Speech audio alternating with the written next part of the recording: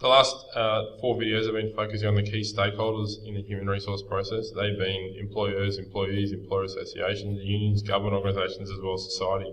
We're now going to move on to the legal side of human resources management and how the legal element has a key influence on human resource management, and how that also has an impact on the organisations themselves or the employers. And we'll look at things such as the current legal framework in the context of the employment contract, minimum employment standards, and there'll be a heavy focus throughout this element on legal of the Fair Work Commission and their role, because they are essentially the gatekeeper, if you will, to all things legal when it comes to human resources.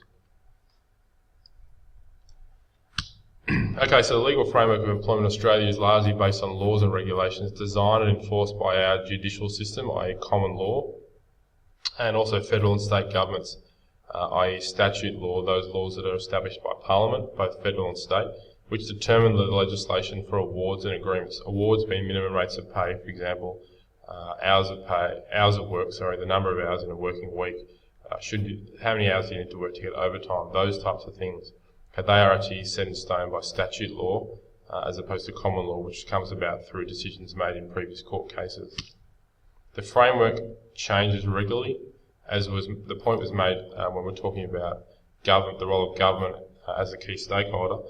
Framework is changing regularly, but changes of government go from a Labor to a Liberal government, and that means there's going to be some change to the legislation and the laws around employment.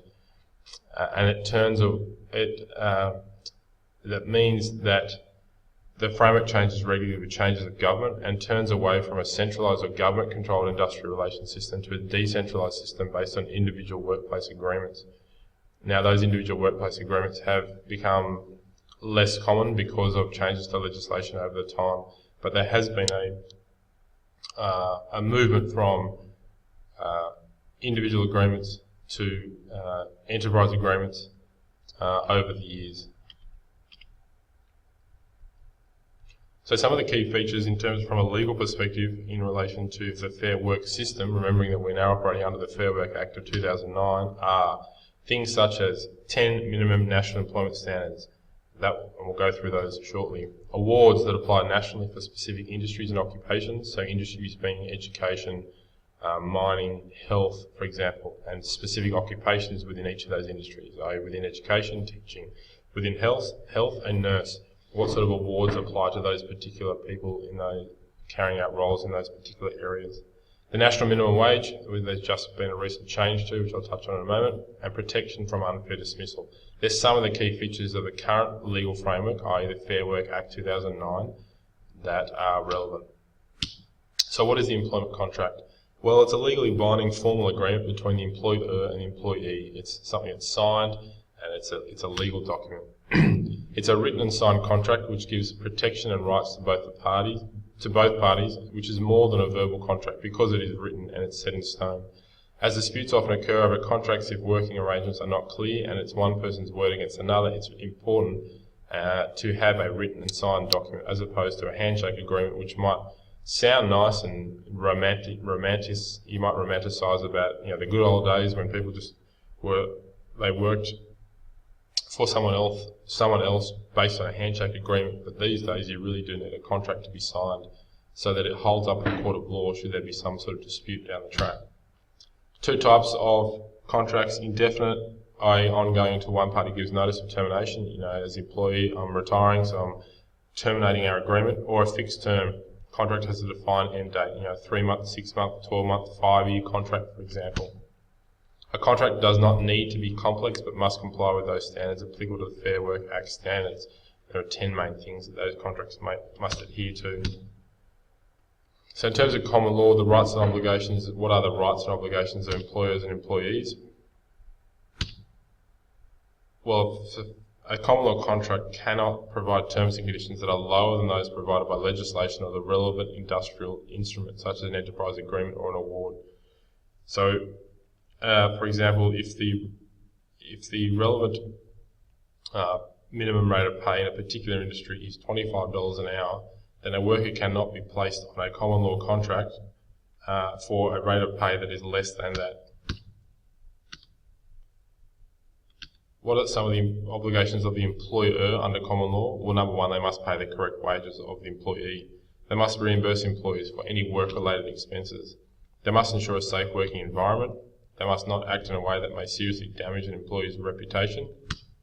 They must not act in a way that will damage the trust and confidence necessary for that employment relationship. They are not to provide a false or misleading reference. They must forward tax information to the ATO. They must make appropriate payments under the superannuation guarantee legislation, so currently at 9.5%. And they have a duty of care. Employees are required to provide reasonable care for the safety of the employees, which comes back to here in terms of safe working environment. So under common law, i.e. an agreement between employee and employer, those obligations are relevant. What are some of the employer rights? Employers have the right to dismiss employees in certain situations, such as if the employee fails to perform their tasks appropriately, and there's a grey area there about tasks appropriately. What does that actually mean? And that is a complex area that often you require the advice of a lawyer to determine if that is actually the case. Well, what are some of the employee obligations? Number one, they must obey lawful and reasonable instructions of the employee. They must exercise due care in the performance of the work and to do it competently. They must account to the employers for all money and property received while employed. Make available to the employer any process or product invented by the employee in the course of employment. What does that mean? Well, it means if I come here to Shaw School as a teacher and I come up with some new process, that's actually not, I can't take that with me to another school, for example, that remains here at Shaw. It's their property because I've done it while I was an employee of that organisation. They must disclose to the employer information received by the employee relevant to the employer's business, and they must be faithful to the employer's interests, for example, by not passing on to a competitor information about the employer's business. Some employee rights include a right to work in an environment that does not unreasonably endanger their physical well-being or their mental or emotional well-being. Okay, so that all those points that have just been referred to relate to common law. So they are characteristics relevant to common law situations.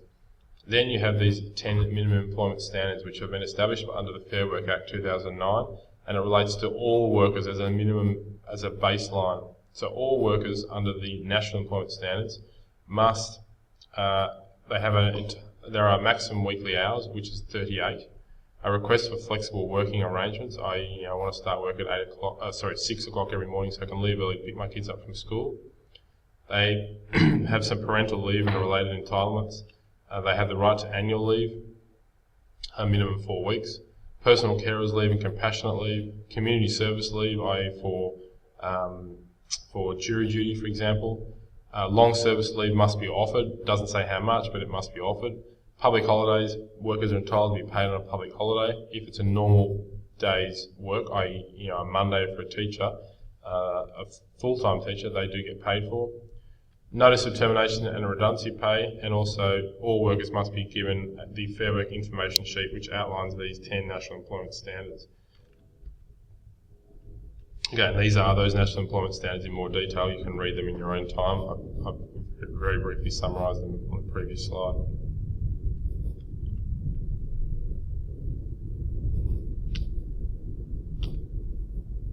Okay, in terms of the employment contract and the point about minimum wage rates, actually I might pause it there in the next video. We'll